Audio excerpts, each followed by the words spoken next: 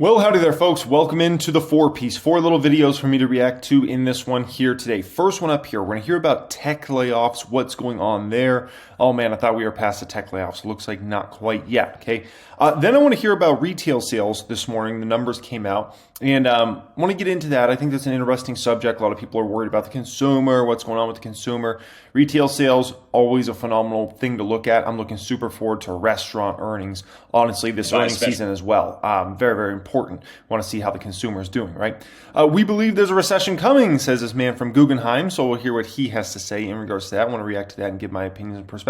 And the last one, for me to share my opinion and perspective, we're going to end it on a bullish note. Mr. Tom Lee, he's back on CNBC a few hours ago. He's talking about, what the market's dealing with, where he expects the markets to go. I'm going to assume it's going to be bullish, but you never really know, okay? Appreciate you guys joining me as always. Thanks so much for being here. Thank you for being subscribed, folks. And by the way, free workshops will be pinned comment down there. I got 2 of them for you guys. Those are very valuable. Absolutely free to access them. They will be pinned comments. Check with Deirdre Bosa. Dee, good morning.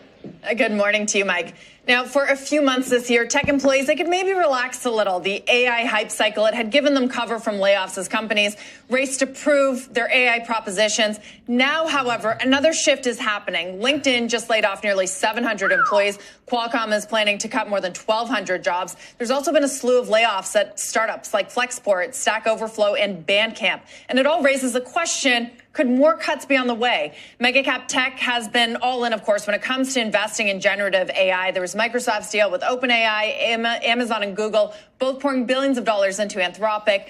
And at most of them, rising CapEx to build out new data center capabilities.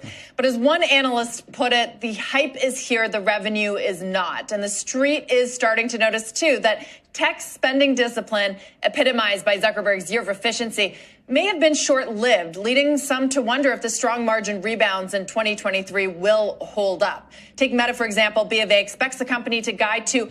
Before we go further here, okay, I know quite a few people that work, as called in the big tech field, and work for a lot of tech companies, okay?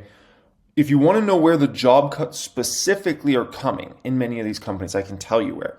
A lot of these job cuts have to do with roles that are in recruiting, hiring, things like that, because a lot of these companies have pulled back. And you got to understand, many of these big companies had like very specific roles just for people that were like hiring managers, recruiters that were constantly recruiting people, right? You see LinkedIn, basically letting go of 700 people. Well, LinkedIn has everything to do with hiring, right? And people moving jobs and all those sorts of things. So it's natural that they would cut employees. Now, the Qualcomm one I think is more interesting. 1,200 employees at Qualcomm cut.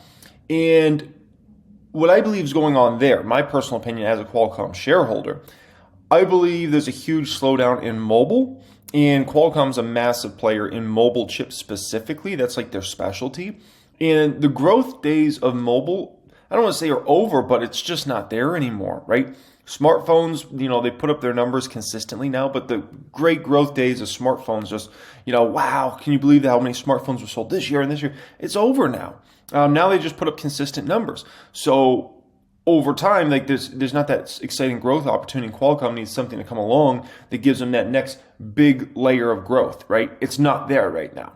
And so for Qualcomm, it makes sense to cut 1,200 employees, which is a substantial cost savings to a company like that, right? Let's get back into this. $1 billion in costs and possibly $40 billion in CapEx. Morgan Stanley expects Microsoft's capital spending on things like data center and equipment could hit $50 billion in 1 year. At the end of the day, though, the mega caps are still profitable, free cash flow generating, cash-rich companies that, as we've talked about a lot, arguably more defensive than traditionally defensive sectors. And big tech has already made cuts in response to the macro backdrop. So this round of layoffs is hitting another subsector of the tech space and could continue to weigh. LinkedIn's biggest revenue source is recruiting fees. Qualcomm's largest end market, still the smartphone. And startups may be reaching the end of their runway if they last raised money in 2021, when money was much easier raised. So more of a case-by-case basis. So the space to watch now may not be mega cap. We'll see, though, how earnings season goes. But it may be small and medium cap, where unprofitable and economically sensitive stocks are getting hit harder by rising yields.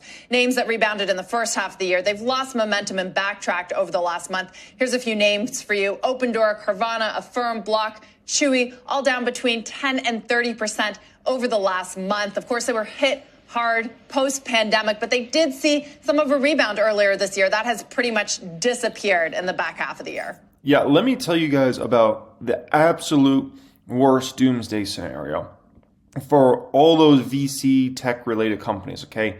I'll tell you the doomsday scenario for those companies.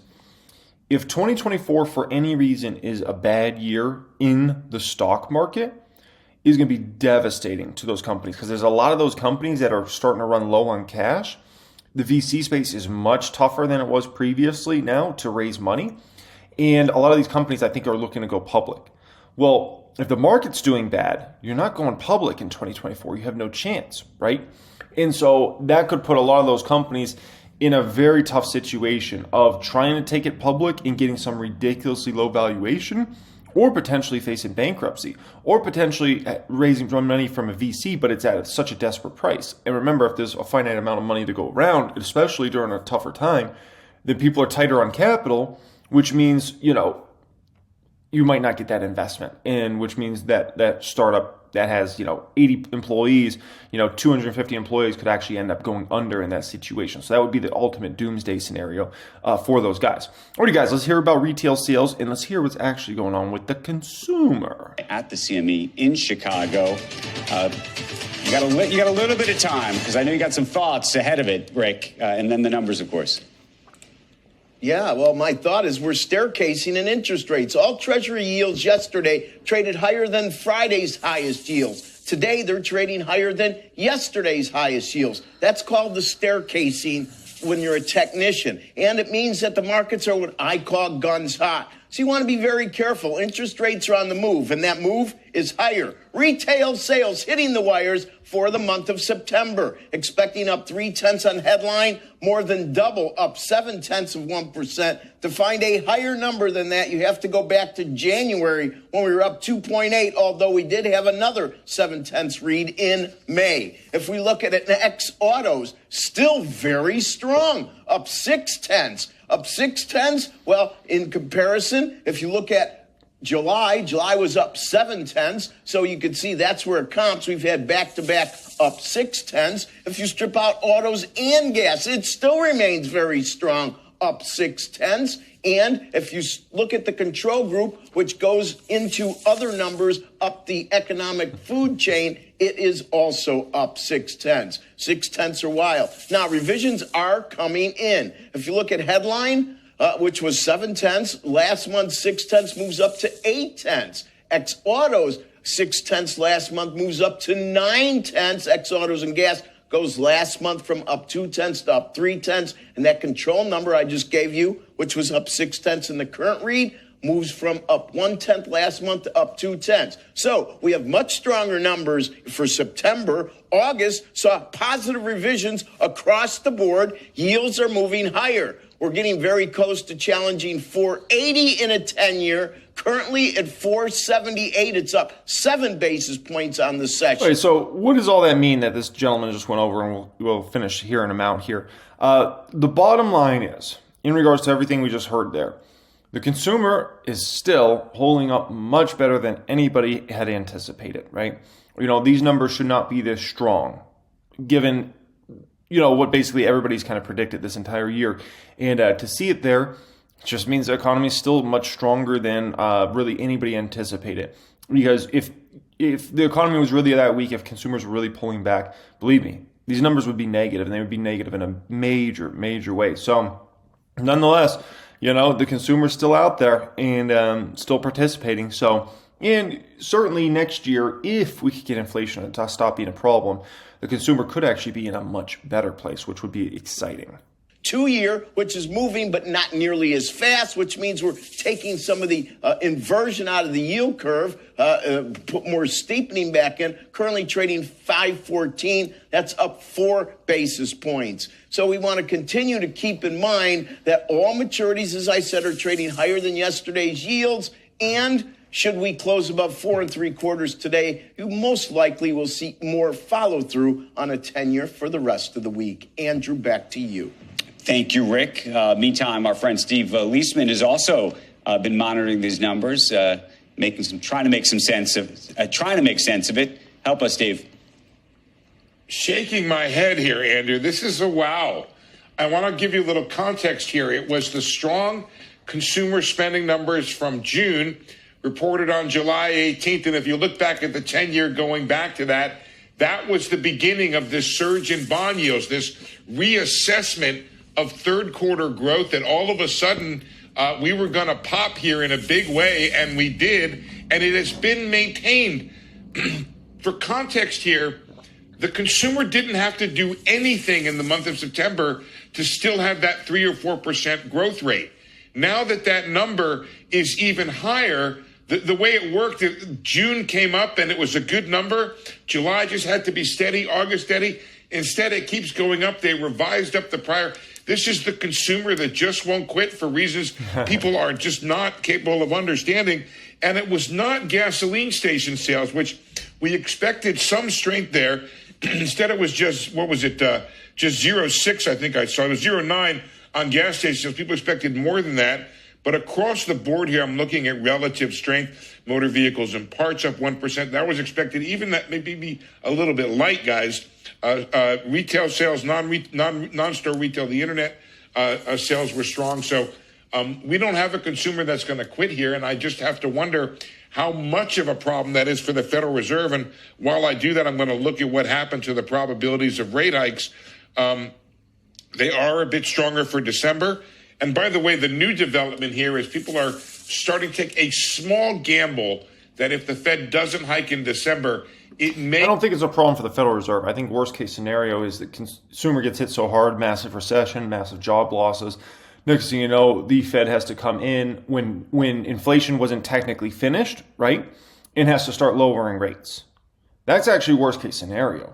That's the Fed's impossible job, right? So I think if the consumer can at least hold up all the way until we get to inflation finished, I think that's a much better scenario. My personal opinion. That's just my view on that. In January, again, these numbers remain below 50%. But what I'm noticing now is the probability of a hike is now higher in January than it is in December, and it's almost nothing for November. So what's going to happen today, guys, is I suspect that these GDP tracking forecasts that we follow are going to be higher as a result. And we were already, near 3% on the average.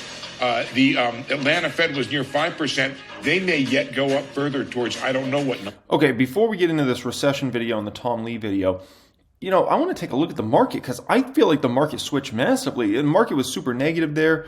Rates were going higher, but didn't we switch a little bit? It's a mixed bag day. Wow, NVIDIA getting hit hard. I'm going to have to look into that. On the live stream, I'll be on Twitch in a little bit, and we're going to look into all this stuff that's going on. But I don't know. I thought it was a decent day out there, isn't it? I got a lot of green today. Fubo's a 5% plus mover. Elf's 4.5%. Cheesecake Factory's 4%. Mattel's 4%. Even Honest is up. Holy smokes. Nordstrom's up. Palantir's having a good day. Corsair's having a good day. Right? Foot Locker's having a decent day. So I actually have more green than red today. That's interesting. Well, it seems like the market definitely switched a little bit from a very negative view to a little more positive. Alrighty, next one up here. We believe there's a recession coming, says Guggenheim. Then we'll get into Tom Lee. Here to share his macro outlook and talk about debt and M&A expectations and so many other things. Guggenheim Partners Executive Chair Alan Schwartz is here. It's great to have you back at the table. Nice to be back. A lot to talk about. And I always think of you as somebody who has your pulse on the corner office, if you will, sort of the CEO set and what's going on in the boardroom these days. And so we're watching the markets play out. We've also got a whole bunch of earnings reports that have been coming over the last couple of days. But I'm curious sort of how you think that translates or not into confidence, if you will. Yeah, well, that's a good question. I think in boardrooms and in the C-suite, I think that corporations, the larger corporates, public corporates, kept their balance sheets very strong, unlike lots of other parts of the market. And so now that they're seeing they were kind of out of the M&A market in a lot of cases because of private capital. And so now they're seeing a chance to come back in, right, because they kept their balance sheet strong. At the same time, the macro environment, especially geopolitical and all these other things, creates concerns in the boardroom as to whether now's the time or wait on some of these things.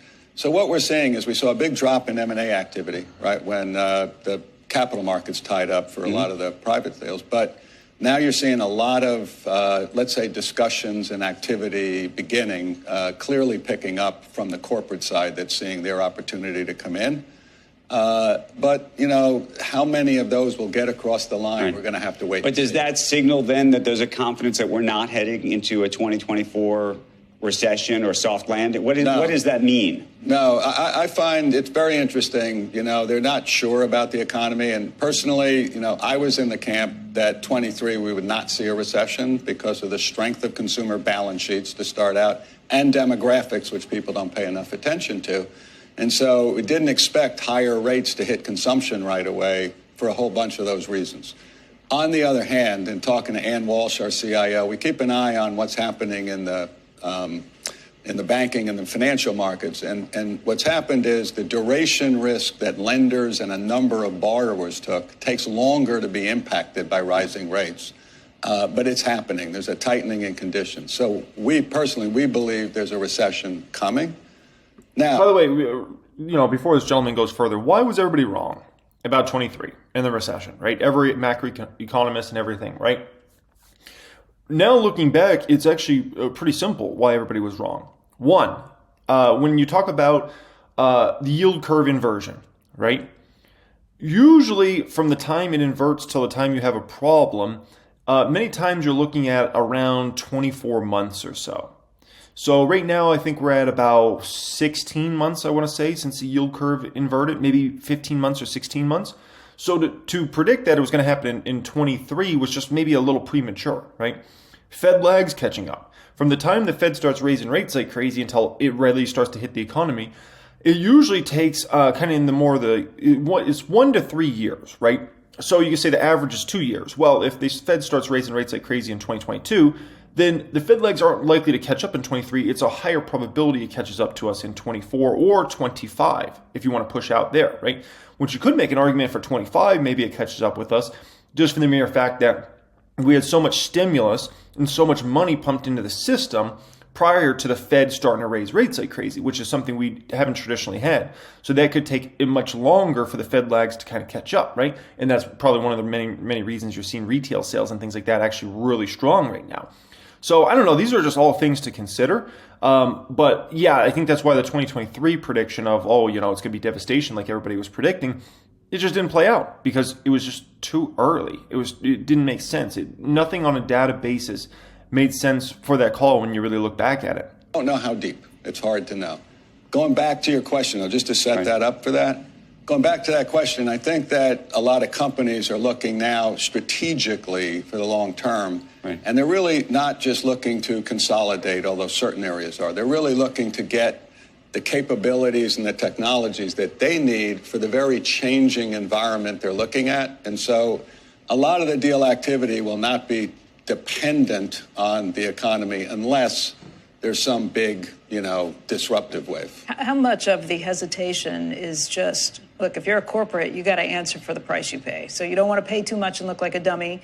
And if you're somebody being acquired, you don't want to accept a bid that's too low. So just trying to get to that feeling of, that's true. I think this is a great deal, but I'm going to have to justify it. No, you put your finger right on it. I would say it always happens. Sellers are saying, well, wait a minute. Look at my 52-week high. Buyers are going, yeah, but that doesn't count anymore, right? But look, a number of sectors are pretty far down, too, right? So I think that, corporations that feel like they have a strong strategic plan, and let's say this, that have strong backing from their investors on the plan they're on, they're looking to step in now because they've been telling people they've been waiting. Now they're starting to see the sellers come and say, let's be a little more reasonable. And then, look, the one other issue that we all know is antitrust. That's having a bit of a chilling effect, but the fact that companies that decided to fight this latest antitrust wave and have won is giving a little more confidence that if the facts really support that they should be able to do it, that they'll go forward. But does that mean the conversation in the boardroom is saying, so we're in, end of October, called mid-October. Do they say, let's wait a year and see what the world looks like in terms of a political world a year from now, or let's strike now and see what happens? I think there's more strike now. As I say, if you've been sitting there saying, look, we really need these capabilities for our long term, we really need this technology or this. So again, a lot of it's not consolidation, because in the consolidation wave, you'll see a lot of stock for stock. But on that side, I think since they've been waiting, they don't know. They don't want to miss the window. How concerned should we be, if you consider them the smart money, that private equity has effectively stepped away from the table, if you will, when it comes to deal making? We were looking at, they represented something like 40% of the marketplace in terms of M&A just about a year ago. Right. And now, what is it, 25% or something Right. like that? So if you think they know something, it may be a great opportunity for strategics to get in insofar as they don't have competition, but there might be a reason for that, which may not be very good. Well, no, I don't think that's what's driving. I think a lot of the larger private equity firms have new funds and they're really looking, but they're kind of waiting on the financial side of the equation. Interest rates are way more important to their deals. Right. And that's where duration risk, okay? In the private equity wave we saw, which was a lot of different deals, a lot of them were financed by floating rate debt, right? And so there's a lot of those deals from the past where you're starting to see delinquencies, you're starting to see bankruptcies. And that's part of why, say, Ann Walsh and I think we think there's already a tightening of financial conditions. And so that group of buyers is more affected by the tightening of financial conditions than the corporates who have been sitting on cash who can come in. It's a great point. And folks, I don't know if you're aware, but we're starting to see a lot of companies start to go bankrupt. I mean, a lot of them. It's almost every day I wake up and see this company went bankrupt, this company went bankrupt, this company went bankrupt. And I don't think we're finished. I think the next 6 months to maybe 9 months, we're going to see a lot more companies go bankrupt. And I'm not talking about small businesses. I'm talking about, pretty, bigger companies, public companies, companies with hundreds of employees or thousands of employees starting to go belly up. That were just money losing and they haven't been able to flip it over to the other side. They can't raise capital now and they're going under one by one by one. It's a long list starting to form, folks. And I think it's going to get worse before it gets better in terms of all those bankruptcies. Probably at least worse for the next 6 to 9 months. At some point it will cool, but we probably got 6 to 9 months of a lot of bankruptcies coming down. And that's, something that you have to deal with in this sort of environment that we're in, folks. It's tighter on capital for these sorts of investments, right? All right, Tom Lee. Let's get a little bullish with Tom Lee, or at least I think we're going to get bullish. I don't know, maybe we're not, but Tom Lee, usually we're going to get bullish. We just mentioned all the different things in the mix. The Fed speakers, are those potential market movers? Absolutely. Markets are dealing with a lot of uncertainty right now because we're in the midst of earnings, which hopefully is better than expected. We've got a geopolitical situation that's uncertain, and interest rates have been creeping up again. So I think markets remain on edge, and I think investors are not that committed. I still think the bias is to the upside, though, because of positioning. Investors really position cleared over the last 10 weeks. All right, Tom, in all fairness. I love Tom Lee, the end of everything. Well, I think still, things are positioned for the upside. It always ends that way. Biggest bulls on the street. So I think you're generally pretty bullish about the market's direction. With that bullishness in mind, what is your WEX word of the day? So the WEX word of the day is uncertainty. But why? Well, it's just... I think investors generally like a narrative that's really clear. And right now there's a lot of multiple narratives in place. But I think that the prevailing story is going to be that this uncertainty clears stocks because investors are sort of not invested. And we're in a seasonally strong period. We're going to rise through the end of the month and, into the end of the year as well. All right, so Tom Lee just hit the freaking nail on the head right there, okay? Even myself, if I look at myself, do I have any conviction in what's going to happen with the macroeconomic environment in 2024? Do I have any conviction with what's going to happen in the stock market in 2024? And the answer to that is, as of right now, absolutely not. Not 1% of confidence do I have in what's going to happen in the economy or the stock market in 2024, which is why I'm going hedged into 2024, because I'm like, I don't know, man. I can see this playing out several different ways. I can see this playing out in a way where the market booms, consumers get in a lot better place. I can see this where, we start to see a lot more bankruptcies. We start to see a lot of job cuts. The Fed stays too high for too long and they start to devastate the economy. And by the time they start to flip to cutting rates, it's already too late and the dominoes are falling the wrong way and one topples another and then we have systemic problems. So I see so many different scenarios play out. And the market has nothing to run off of for really a true narrative, to be honest. I think anybody that's trying to predict anything is just, it's almost like a fool's game in terms of what's going to happen next year. We saw it this year. Everybody tried to make these predictions. Recession, job losses, it didn't come true. None of it came true. So I'm just in this place of and I tell you, I'm not the only one. I think everybody is in this place of just confusion and really not confident about what direction. And so what happens likely is when people are unconfident on what direction the market's going, the economy, things like that, a lot of people say, you know what? Let me just go ahead. Let me put my money in a savings account for now and get my 4 to 5%. Let me buy some treasuries and get 5.5% on the 6 month or whatever, right? Uncertainty in mind. I know you're also looking ahead to retail sales out at 8:30 a.m. Eastern. We're also coming off a day where the XRT retail ETF had its best. I'm from the future, Tom. It was good numbers. It was good numbers. Since June. What are you expecting from retail sales? And is this report, are we going to add this to the list of market movers? Yeah. I mean, markets are data dependent. So they're going to look at retail sales. I think kind of on the seat's edge because, you do have. Is it data or is it data? I like to say data. Some people like to say data. You tell me. A lot of headwinds there. We know delinquencies are up and we know consumers have student loan repayment resumptions and generally the employment market has softened on the edge. So if it's a good report, that would be good news. But as you know, futures overnight are a little soft and I think investors are just waiting to see. Wait, so Tom, I want to be clear. So this is a situation where, so-called good news is actually good news. You're not worried that strong retail sales may make the Fed more likely to come out hawkish, or Fed speakers today more likely to come out hawkish? Is this a data point that you think moves the Fed towards a more hawkish turn? Well, I think the Fed's speak in the last couple of weeks has made clear that they think the rise in long-term rates is doing a lot of the work for the Fed. So they're in the mode that the bar is pretty high for them to actually increase rates again. I think good retail sales would actually be good news because it would show that the economy isn't stalling and headed for a hard landing, but it's sort of supporting that soft landing scenario. Okay. We are in. Oh my gosh, is that not the point I made a little earlier, right? The Fed, the worst case scenario for the Fed is for them to actually see some sort of hard landing come in the economy getting devastated before inflation's been finished. Because that puts them in a place where they have to start cutting rates before inflation is technically finished, and that's just an uncomfortable place. The Fed wants to see at least CPI in the 2s before you have to start making any decisions about cutting rates, okay? You got to see CPI in the 2s before you can start saying, okay, I think we're going to start cutting or we're going to cut. Season. I want to get to one of your picks right now. Not reporting earnings this week, but earnings are certainly coming up, I believe, a week from today. It's Cadence Design System. Give us a sense. Why is that a smart pick right now?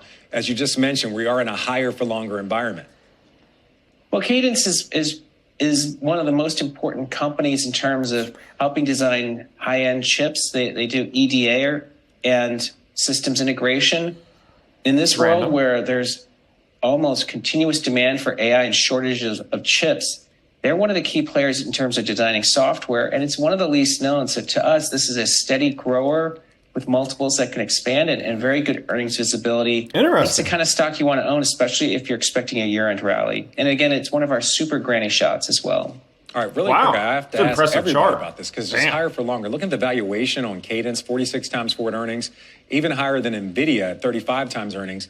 So you're saying... Hey, this guy's getting better. I got to say, Jay Adonde is getting better here. I appreciate him. To pay up. He's making progress. I remember watching him in the past, and I was like, what? But he's getting pretty good. I like him now. Growth potential of this company? It's a good question. Absolutely, because number one, the company doesn't have a lot of capital investment. It's a software company, but with improving visibility, a great capital structure, and kind of an enviable position. I mean, they're really one of the handful of companies that provides the software. But again, really good visibility, high operating leverage, Got it. And it's not well known. So it's a stock that I could easily see multiples expanding. All right. Interesting. Already, Tom Lee pitching us a stock. I appreciate that. Alrighty, guys, that wraps up today's video. Thank you for being here. Thank you for being subscribed. I appreciate y'all joining me as always. Get your free workshops. Those are pinned. Comment down there. I got 2 of them for you. If you want to, increase your knowledge, those are absolutely phenomenal for you, and they're absolutely free. So definitely check out those. I'm about to go live on Twitch here in just a bit. Jeremy Makes Money. That's my channel on Twitch. So about to go live here in just a moment. Much love and have a great day.